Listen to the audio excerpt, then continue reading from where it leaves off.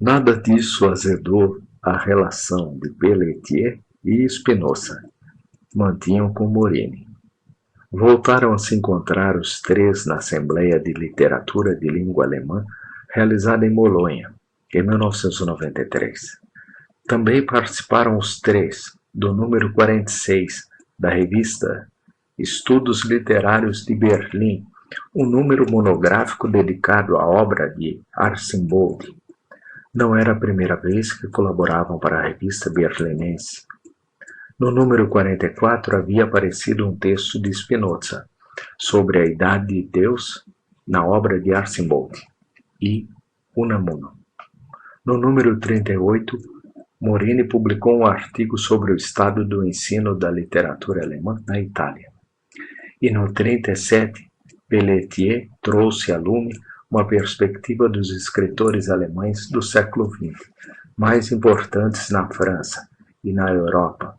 Texto que, diga-se de passagem, suscitou mais de um protesto e até alguma grosseria. Mas o número 46 é o que nos importa, pois nele não só ficaram patentes os grupos arciboldianos antagônicos, o de Pelletier, Morini e Spinoza, contra o de Schwarz, Borschmeier e Poe, mas também porque nesse número foi publicado um texto de Liz Norton, brilhantíssimo, segundo Pelletier, bem argumentado, segundo Spinoza, interessante, segundo Morini, e que além do mais, e se que ninguém pedisse, se alinhava às teses do francês, do espanhol e do italiano, que eram citados em várias ocasiões, demonstrando que ela conhecia perfeitamente bem seus trabalhos e monografias, aparecidos em revistas especializadas ou em pequenas editoras. Pelletier pensou em lhe escrever uma carta, mas afinal não o fez. Spinoza telefonou para Pelletier e perguntou se não seria conveniente entrar em contato com ela. Inseguros ficaram de perguntar a Morini. Morini se absteve de dizer o que quer que fosse. De Liz Norton, a única coisa que sabiam era que dava aula de literatura alemã numa universidade de Londres e que não era, como eles, catedrática. O Congresso de Literatura Alemã de Bremen foi agitado. Sem que os estudiosos alemães de Arcimboldt esperassem, Pelletier, secundando por Morini e Spinoza, passou ao ataque como Napoleão em Lena e as derrotadas bandeiras de Poe, Schwarz e Borschmeier não demoraram a debandar para as cafeterias e tabernas de Bremen. Os jovens professores alemães que participaram do congresso, de início perplexos, tomaram o partido, embora com todas as devidas reservas, de Pelletier e seus amigos. O público, grande parte do qual era formado de universitários que haviam vindo de Göttingen, formado de universitários, vieram de trem ou em vans. Também optou pelas inflamadas e lapidares interpretações de Pelletier, sem nenhum tipo de reserva, entregue com entusiasmo à visão dionisíaca, festiva, de exegese de último carnaval, ou penúltimo carnaval, defendida por Pelletier e Spinoza. 2 dias depois, Schwarz e seus cupinchas contra-atacaram. Contrapuseram a figura de Arcimboldt à de Herrenbold. Falaram de responsabilidade. Contrapuseram a figura de Arcimboldt à de Uwe Johnson. Falaram de sofrimento. Contrapuseram a figura de Arcimboldt à de Günter Grass. Falaram de compromisso cívico. Borschmeier, inclusive, contrapôs a figura de Arcimboldt à de Friedrich Dürrenmatt e falou do humor, o que pareceu a Morini o cúmulo do descaramento. Então apareceu o providencial Liz Norton e desbaratou o contra-ataque como um Desox, como um Lannis, uma amazona loura que falava um alemão corretíssimo, talvez rápido demais, e que dissertou acerca de Grimmenschausen, de Gryphius e de muitos outros, inclusive Theophrastus, Bombastus, von Hausenheim, que todo mundo conhece melhor pelo nome de Paracelso. Essa mesma noite, jantaram juntos numa estreita e comprida taberna situada perto do rio, numa rua escura ladeada por edifícios hanseáticos, alguns dos quais pareciam postos abandonados da administração pública nazista, a qual chegaram descendo uma escada molhada pelo chuvisco. O lugar não podia ser mais atroz, pensou Liz Norton, mas a noitada foi longa e agradável, e a atitude de Pelletier, Morini e Spinoza, nada arrogante, contribuiu para que Norton se sentisse à vontade. Claro, ela conhecia a maior parte dos trabalhos deles, mas o que a surpreendeu, agradavelmente, de certo, foi que eles também conhecessem alguns trabalhos seus. A conversa se desenrolou em 4 fases. Primeiro riram da descompostura que Norton tinha passado em Borschmeier e do espanto crescente de Borschmeier ante as acometidas cada vez mais impiedosas de Norton. Depois falaram de futuros encontros, em especial de um muito estranho que ia se realizar na Universidade de Minnesota, onde se pensava reunir mais de 500 professores, tradutores e especialistas em literatura alemã, e sobre o qual Morini tinha fundadas suspeitas de que se tratava de um blefe. Depois falaram de Benno von Arcembold e da sua vida, da qual tão pouco se sabia, todos, começando por Pelletier e terminando em Morini, que apesar de costumar ser o mais calado, naquela noite se mostrou loquaz. Explicaram anedotas e fofocas, compararam pela enésima vez vagas informações já sabidas e especularam como quem toma a falar de um filme querido sobre o segredo do paradeiro e da vida do grande escritor, finalmente, enquanto andavam pelas ruas molhadas e luminosas. Isso sim, de uma luminosidade intermitente, como se Bremen fosse uma máquina a que só de quando em quando percorriam vívidas e breves descargas elétricas. Falaram de si mesmos. Os 4 eram solteiros e isso lhes pareceu um sinal alentador. Os 4 moravam sozinhos, embora às vezes Liz Norton compartilhasse seu apartamento de Londres com o irmão aventureiro que trabalhava numa ONG e que só 1 ou 2 vezes por ano voltava à Inglaterra.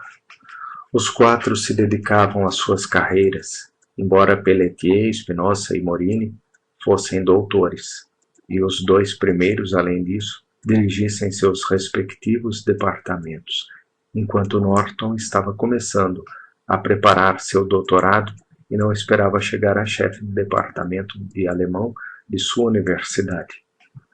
Naquela noite, antes de adormecer, Pelletier não recordou as pendengas do congresso, mas pensou em si mesmo caminhando pelas ruas adjacentes ao rio e em Liz Norton, que caminhava ao seu lado enquanto Spinoza empurrava a cadeira de rodas de Morini, e os 4 riam dos animaizinhos de Bremen, que os observavam ou observavam suas sombras no asfalto, montados harmoniosamente, candidamente, um no lombo do outro. A partir desse dia e dessa noite, não passava uma semana sem que se falassem regularmente, os 4, sem reparar na conta telefônica e, em certas ocasiões, nas horas mais intempestivas. Às vezes era Liz Norton que ligava para Spinoza e perguntava por Morini, com quem havia falado no dia anterior, que havia achado um pouco deprimido.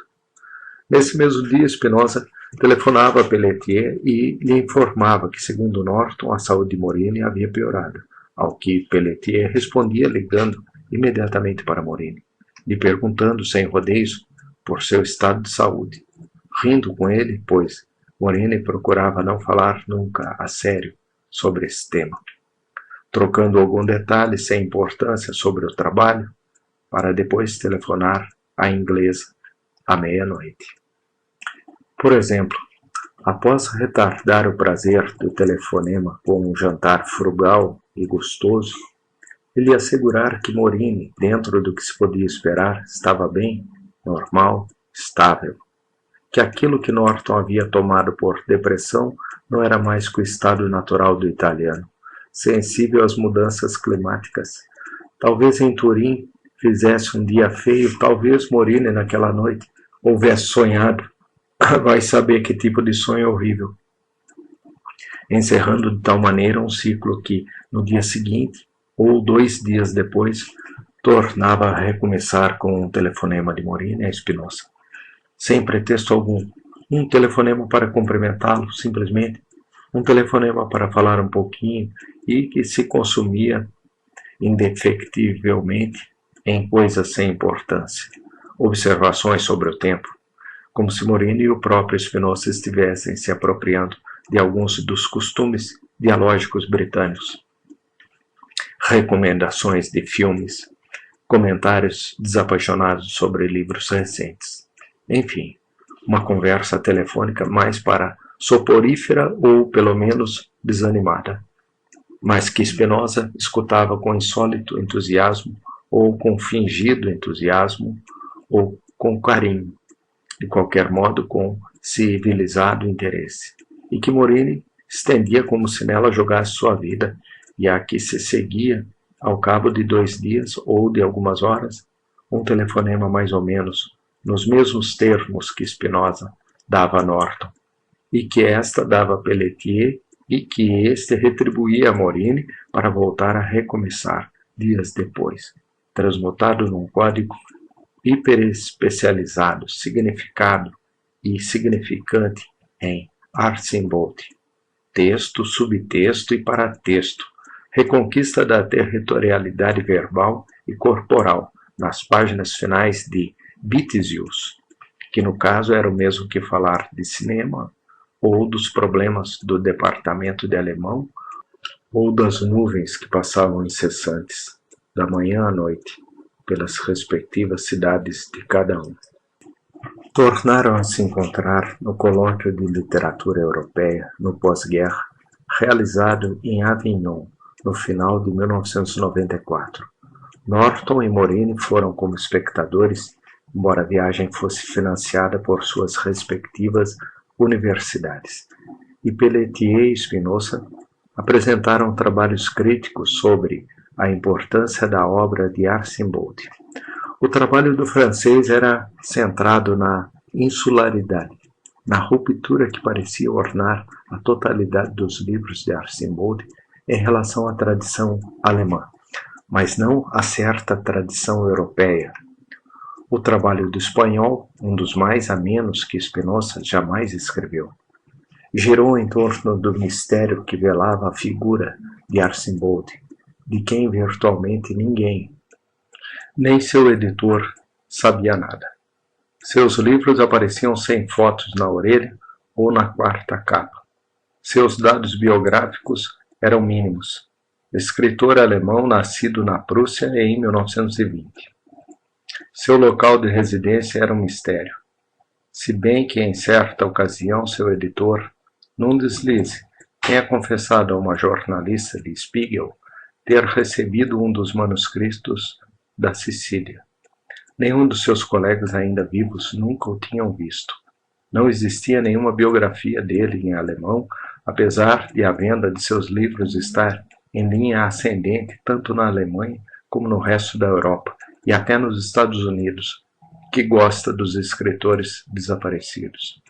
Desaparecidos ou milionários, ou da lenda dos escritores desaparecidos, e aonde a sua obra começava a circular profusamente, já não só nos departamentos de alemão das universidades, como também nos campi e fora dos campi, nas vastas cidades que amavam a literatura oral ou visual. De noite, Pelletier, Morini, Spinoza e Norton iam jantar juntos, às vezes acompanhados por 1 ou 2 professores de alemão que conheciam havia tempo e que costumavam se recolher cedo a seus hotéis, ou permaneciam até o fim das noitadas, mas num discreto segundo plano, como se entendessem que a figura de 4 ângulos que os arcimboldianos compunham era impenetrável e também, àquela hora da noite, capaz de se virar violentamente contra qualquer ingerência alheia. No fim, sempre restavam eles 4 caminhando pelas ruas de Avignon com a mesma despreocupada felicidade com que haviam caminhado pelas enegrecidas e burocráticas ruas de Bremen, e como caminhariam pelas variegadas ruas que o futuro lhes tinha reservado. Morini, empurrado por Norton, com Pelletier à sua esquerda e Spinoza à sua direita, ou Pelletier empurrando a cadeira de rodas de Morini, com Spinoza à esquerda e Norton à frente deles, andando de costas e rindo com a plenitude dos seus 26 anos, um riso magnífico que eles não tardavam em imitar, embora certamente tivessem preferido não rir e só olhar para ela. Ou então os 4 alinhados e parados junto à mureta de um rio historiado, isto é, um rio que não era mais selvagem, falando da sua obsessão alemã sem interromperem uns aos outros, exercitando e degustando a inteligência do outro, com longos intervalos de silêncio, que nem mesmo a chuva podia alterar. Quando Pelletier voltou de Avignon, em fins de 1994, quando abriu a porta do seu apartamento de Paris e pôs a mala no chão e fechou a porta, quando se serviu um copo de uísque e correu as cortinas e viu a paisagem de sempre, um fragmento da Place de Breteuil e o edifício da Unesco ao fundo, quando tirou o blazer e deixou o copo de uísque na cozinha e ouviu os recados na secretária, quando sentiu sono, as pálpebras pesadas, mas em vez de ir para a cama e dormir, tirou a roupa e tomou uma chuveirada. Quando ligou o computador, vestindo um roupão branco que chegava quase aos tornozelos, só então se deu conta de que sentia saudades de Liz Norton e de que teria dado tudo o que tinha para estar com ela naquele momento, não só conversando, mas também na cama, para dizer a ela que a amava e para ouvir da sua boca que seu amor era correspondido. Spinoza sentiu algo semelhante, com 2 ligeiras diferenças em relação a Pelletier. A primeira foi que não esperou até chegar a seu apartamento de Madrid para sentir a necessidade de estar junto a Liz Norton. Já no avião, soube que ela era a mulher ideal, a que ele sempre havia procurado, e começou a sofrer. A segunda foi que nas imagens ideais da inglesa, que passavam em velocidade supersônica por sua cabeça enquanto seu avião voava a 700 km por hora rumo à Espanha, havia mais cenas de sexo, não muitas, porém mais do que as imaginadas por Pelletier. Pelo contrário, Morini, que viajou de trem de Avignon a Turim, dedicou as horas de viagem à leitura do suplemento cultural de Segundo Manifesto. Depois dormiu até que um par de fiscais, que o ajudariam a descer a plataforma da estação em sua cadeira de rodas, o avisaram de que já tinham chegado. Sobre o que passou pela cabeça de Liz Norton é melhor não dizer nada. A amizade entre os arcimboldianos, no entanto, se manteve, com as mesmas roupagens de sempre, imperturbável, sujeita a um destino maior a que os 4 obedeciam, ainda que isso significasse pôr em segundo plano seus desejos pessoais.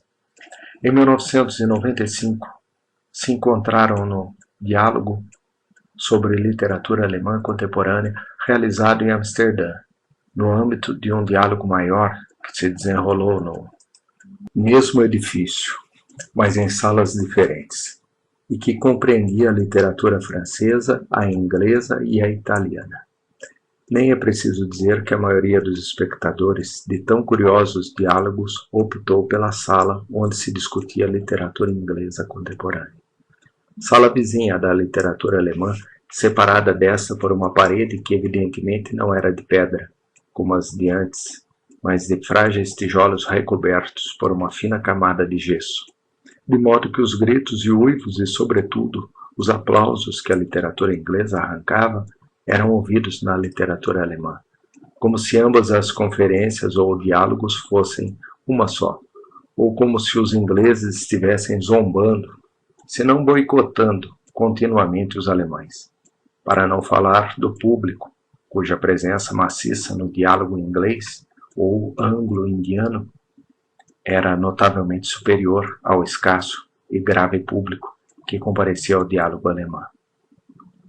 O que no cômputo final foi altamente proveitoso, pois é bem sabido que uma conversa entre poucos, em que todos se ouvem, refletem e ninguém grita, costuma ser mais produtiva e, no pior dos casos, mais descontraída que um diálogo maciço, que corre o risco permanente de se transformar num comício ou, pela necessária brevidade das intervenções, numa sucessão de palavras de ordem tão prontamente formuladas quanto desaparecidas.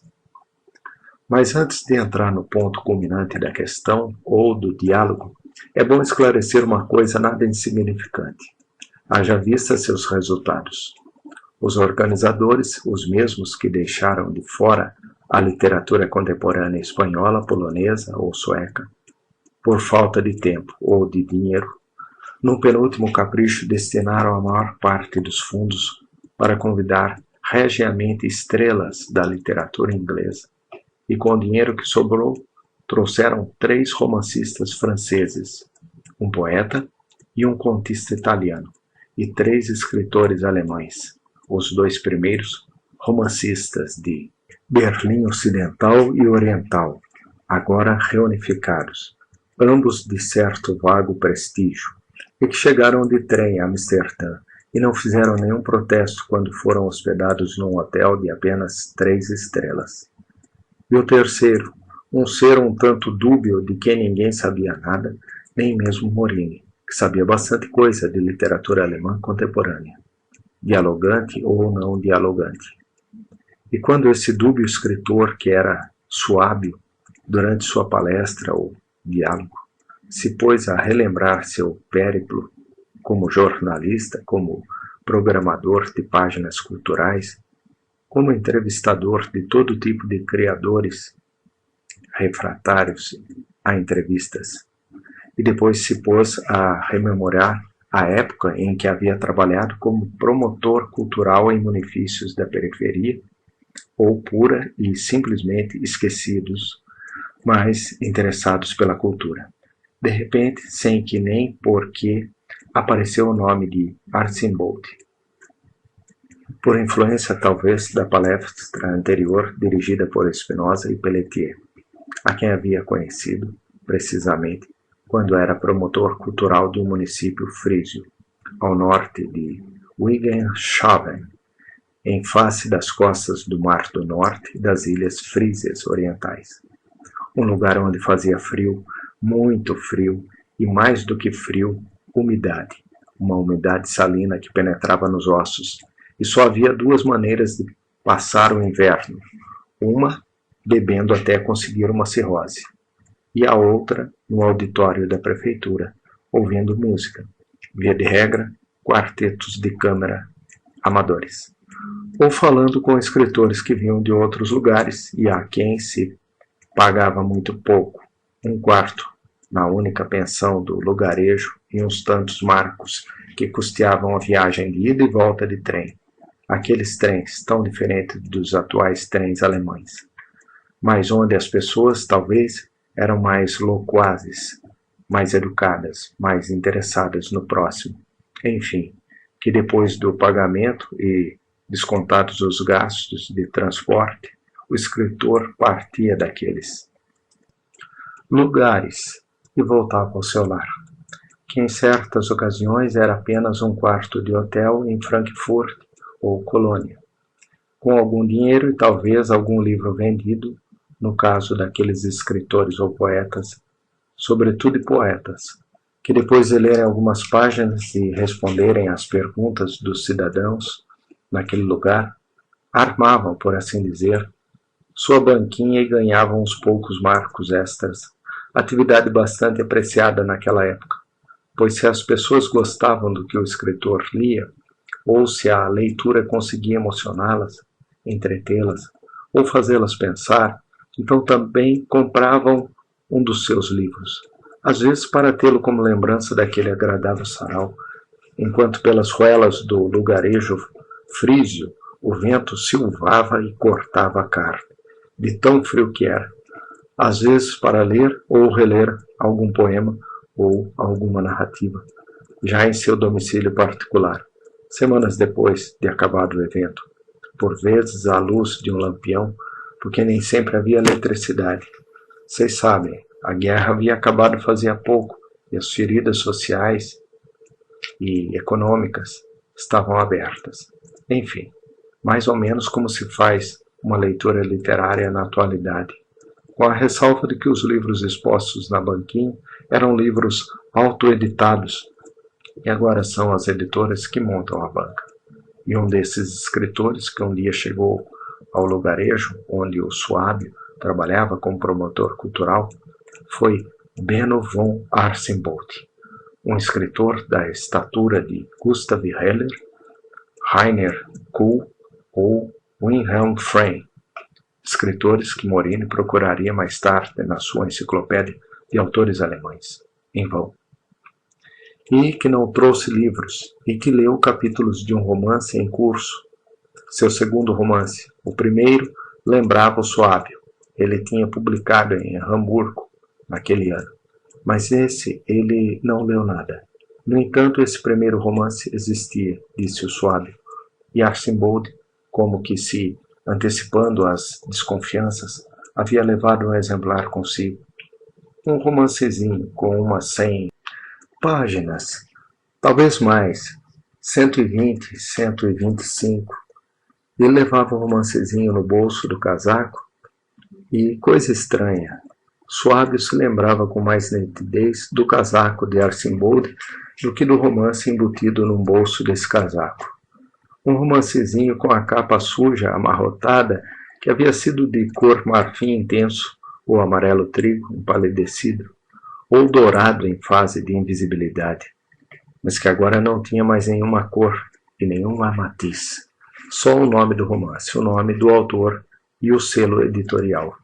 O casaco, porém, era inesquecível. Um casaco de couro preto, de gola alta, capaz de proporcionar uma proteção eficaz contra a neve, a chuva e o frio. Folgado para poder ser usado com suéteres grossos ou com 2 suéteres, sem que desse para ver que a pessoa os usava, com bolsos horizontais de cada lado e uma fileira de 4 botões costurados, como que com linha de pesca, nem muito grandes nem muito pequenos.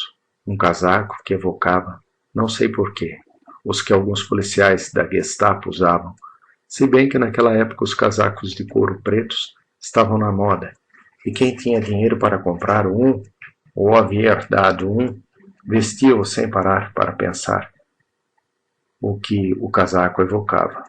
E esse escritor que havia chegado a esse lugarejo frísio era Benno von Arsembold, o jovem Benno von Arsembold, com 29 ou 30 anos de idade. E havia sido ele, o Suábio, que tinha ido esperá-lo na estação de trem e que o havia levado para a pensão, enquanto falavam do clima tão ruim, e depois o havia acompanhado à prefeitura, onde Arsembold não tinha instalado nenhuma banquinha, e havia lido 2 capítulos de um romance ainda não finalizado, e depois havia jantado com ele na taberna do lugarejo, junto com a professora e uma senhora viúva que preferia a música ou a pintura à literatura, mas a qual, quando posta ante a circunstância de não ter nem música nem pintura, não causava aversão, muito pelo contrário, um sarau literário. E foi essa senhora, precisamente, que de certo modo arcou com o peso da conversa durante o jantar. Salsichas e batatas, acompanhadas de cerveja, nem a época evocou o Suábio, nem as verbas da prefeitura davam para maiores dispêndios. Embora talvez dizer o peso da conversa não fosse muito acertado. A batuta, o timão da conversa. E os homens que estavam ao redor da mesa, o secretário do prefeito, um senhor que se dedicava à venda de peixe em salmoura, um velho professor que dormia a cada instante, inclusive enquanto empunhava o garfo, e um funcionário da prefeitura, um rapaz muito simpático e grande amigo do Suábio, de nome Fritz. Concordavam ou não se davam ao trabalho de discordar daquela temível viúva, cujos conhecimentos artísticos estavam acima dos de todos, inclusive do próprio Suábio, e que havia viajado pela Itália, pela França, inclusive numa das suas viagens, um cruzeiro inesquecível. Havia chegado a Buenos Aires em 1927 ou 1928, quando essa cidade era um empório de carne e os navios frigoríficos saíam do porto carregados de carne. Um espetáculo digno de contemplar. Centenas de navios que chegavam vazios saíam carregados de toneladas de carne, com destino ao mundo inteiro. E quando ela, a senhora, aparecia no convés de noite, por exemplo, sonolenta, enjoada ou dolorida, bastava se encostar na balaustrada e deixar os olhos se acostumarem. Então, a vista do porto era de estremecer e levava de chofre os restos do sonho, ou os restos do enjoo, ou os restos da dor. Só havia espaço no sistema nervoso para se render incondicionalmente àquela imagem. O desfile dos imigrantes que, como formigas, subiam para os porões do navio a carne de milhares de bois mortos, os movimentos dos paletes carregados com a carne de milhares de novilhos sacrificados e a cor vaporosa que ia atingindo cada canto do porto, desde o amanhecer até o anoitecer, inclusive durante os turnos da noite. Uma cor vermelha de bife mal passado, de chuleta, de filé, de costela apenas passada na churrasqueira. Que horror! Se bem que isso a senhora, que na época não era viúva, só viveu na primeira noite. Depois desembarcaram e se hospedaram num dos hotéis mais caros de Buenos Aires. Foram à ópera e depois a uma estância onde seu marido, um cavaleiro experiente, aceitou disputar uma corrida com o filho do dono da estância, que perdeu. Depois com o peão da estância, homem de confiança do filho, um gaúcho, que também perdeu. Depois com o filho do gaúcho, um gauchinho de 16 anos, magrelo como uma vara, de olhos vivos, tão vivos que quando a senhora olhou para ele, o gauchinho baixou a cabeça e depois ergueu um pouquinho e olhou para ela com uma malícia que ofendeu a senhora. Mas que moleque insolente! Enquanto seu marido ria, ele dizia em alemão: "Você conseguiu impressionar o menino." Uma piada em que a senhora não viu nem sombra de graça. E depois o gauchinho montou no cavalo, saíram disparados. Como era bom o gauchinho galopando, com que paixão se agarrava. Dir-se-ia que se agarrava ao pescoço do cavalo e suava, chicoteava, mas no fim o marido ganhava a corrida.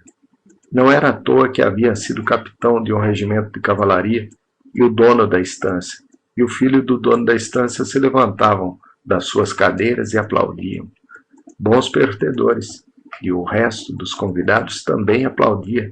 Bom cavaleiro alemão. Extraordinário cavaleiro, se bem que, quando o gauchinho chegava na meta, isto é, junto do alpendre da estância, a expressão da sua cara não delatava nele um bom perdedor.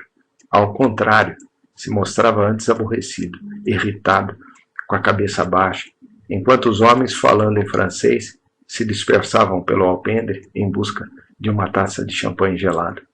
A senhora se aproximava do gauchinho que tinha ficado só, segurando seu cavalo com a mão esquerda. Ao fundo do pátio comprido se afastava o pai do gauchinho, rumo às estrebarias com o cavalo que o alemão tinha montado. E lhe dizia, numa língua incompreensível, que não ficasse triste, que tinha feito uma corrida muito boa, mas que seu marido também era muito bom e tinha mais experiência. Palavras que soavam ao gauchinho como a lua, como a passagem das nuvens que tapam a lua, como um lentíssimo temporal. Então o gauchinho olhava para a senhora dos pés à cabeça com um olhar de ave de rapina. disposto a lhe enterrar uma faca na altura do umbigo. Depois subir até os peitos, abrindo-a de baixo até acima, enquanto seu olhar de açougueirinho, inexperiente, brilhava com um estranho fulgor, segundo a senhora recordava, o que não a impediu de segui-lo sem protestar, quando o gauchinho pegou-a pela mão e começou a conduzi-la para o outro lado da casa, um lugar em que se erguia uma pérgola de ferro lavrado, canteiros de flores e árvores que a senhora nunca tinha visto na vida, ou que naquele instante acreditou que nunca tinha visto na vida. Viu inclusive uma fonte no parque, uma fonte de pedra em cujo centro, apoiado num pezinho só, dançava um querubim crioulo de traços risonhos, metade europeu, metade canibal, perenemente molhado pelos 3 jorros d'água que manavam a seus pés, esculpido numa só peça de mármore negro, que a senhora e o gauchinho admiraram longamente, até que chegou uma prima distante do dono da estância, ou uma concubina que o dono da estância havia perdido num dos tantos recantos da sua memória, que num inglês peremptório e indiferente lhe disse que fazia tempo seu marido a estava procurando. Então a senhora abandonou o parque encantado, de braços com a prima distante, e o gauchinho a chamou, ou ela assim acreditou, e quando se virou, ele lhe disse umas poucas palavras sibilantes. E a senhora acariciou-lhe a cabeça e perguntou à prima o que o gauchinho tinha dito, enquanto seus dedos se perdiam entre as cerdas grossas de suas madeixas. E a prima pareceu hesitar um momento, mas a senhora, que não tolerava mentiras nem meias-verdades, exigiu-lhe uma tradução imediata e veraz. E a prima disse: O gauchinho falou que o patrão preparou tudo para que seu marido ganhasse as 2 últimas corridas. E depois a prima se calou e o gauchinho se afastou pelo outro extremo do parque, arrastando seu cavalo pelas rédeas. E a senhora voltou à festa, mas não pôde mais deixar de pensar do que o gauchinho tinha confessado no último momento. Alminha de Deus, por mais que pensasse, continuavam sendo um enigma as palavras do gauchinho, um enigma que durou o resto da festa, e que a atormentou enquanto se virava na cama sem conseguir dormir, e que a aparvalhou no dia seguinte durante um longo passeio a cavalo, durante uma parrelada, e que a acompanhou em seu regresso a Buenos Aires e durante os dias em que permaneceu no hotel, ou indo a recepções sociais na Embaixada da Alemanha, ou na Embaixada da Inglaterra, ou na Embaixada do Equador, e que só se resolveu quando no navio que navegava havia dias de volta para a Europa. Uma noite, às 4 da manhã, em que a senhora saiu para dar um passeio pelo convés, sem saber nem se importar em que paralelo nem longitude se encontravam, rodeada ou semi-rodeada por 106,2 milhões de quilômetros quadrados de água salgada.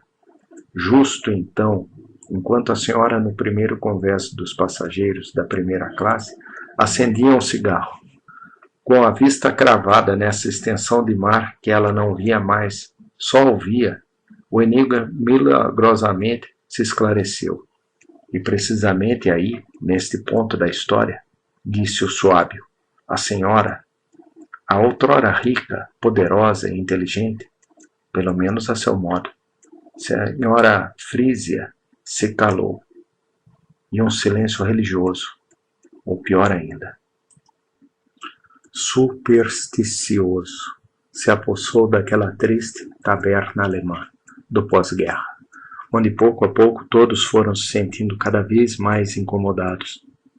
Se apressaram a terminar o resto das suas salsichas e batatas e a esvaziar as últimas gotas das suas canecas de cerveja, como se temessem que, de um momento para o outro, a senhora fosse começar a uivar como uma erinha, e julgaram prudente estar preparados para sair à rua enfrentando o frio com o estômago cheio até chegar às suas casas.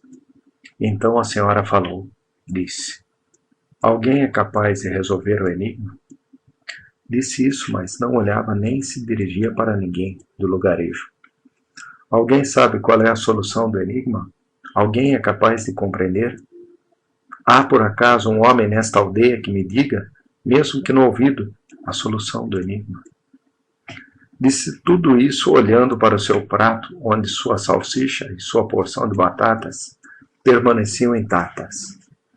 Então, Arcimbold, que tinha ficado de cabeça baixa, comendo enquanto a senhora falava, disse sem alçar o tom de voz que havia sido um ato de hospitalidade, que o dono da estância e seu filho acreditavam em que o marido da senhora ia perder a primeira corrida, de modo que prepararam uma segunda e uma terceira trapaceadas, para que o ex-capitão da cavalaria ganhasse. A senhora então olhou nos olhos e riu e perguntou por que seu marido tinha ganhado a primeira corrida. Por quê? Por quê? Indagou a senhora. Porque no último minuto o filho do dono da estância, disse Arcimbold, que certamente montava e tinha uma montaria melhor que a do marido da senhora, experimentou aquilo que conhecemos por piedade, isto é, optou, impelido pela festa que ele e o pai tinham improvisado, pela prodigalidade. Tinham de prodigalizar tudo, inclusive a vitória a cavalo.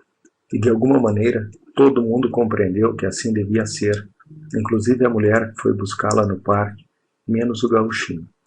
Foi só isso? Perguntou a senhora. Para o gauchinho, não.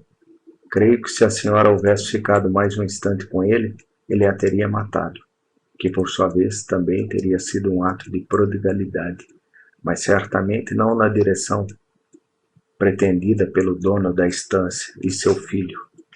Depois a senhora se levantou, agradeceu a noitada e foi embora. Uns minutos mais tarde, disse o Suábio, acompanhei Arcimbold à sua pensão. Na manhã seguinte, quando fui buscá-lo para levá-lo à estação, já não estava lá. Extraordinário Suábio, disse Spinoza. Quero ele para mim, disse Pelletier. Procure não deixá-lo aflito. Procure não parecer muito interessados, disse Morini. É preciso tratar esse homem com luvas de pelica, disse Norton. Quer dizer, há que tratá-lo com carinho. Tudo que o Suábio tinha a dizer, no entanto, já tinha dito. E embora o tenham mimado e convidado para comer no melhor restaurante de Amsterdã, e o tenham lisonjeado e falado com ele de hospitalidade e prodigalidade, e da sorte dos promotores culturais perdidos em pequenos municípios da província, não houve modo de lhe arrancar nada interessante, embora os quatro tenham tido o cuidado de gravar cada uma de suas palavras, como se houvessem encontrado seu Moisés, detalhe que não passou desapercebido ao Suábio e que até contribuiu para aguçar sua timidez, algo tão pouco usual num ex-promotor cultural de província.